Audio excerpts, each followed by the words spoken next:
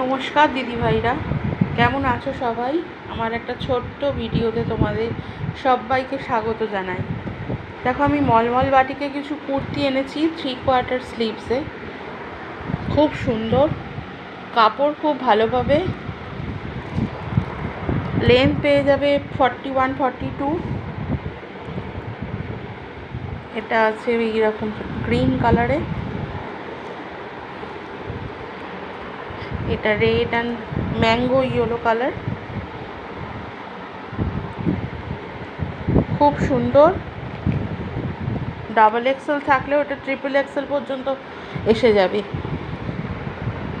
আর এটা red and ব্ল্যাকে আছে, V নেক। দেখো, আর তোমরা সাইডে একটা করে পকেট পেয়ে যাবে।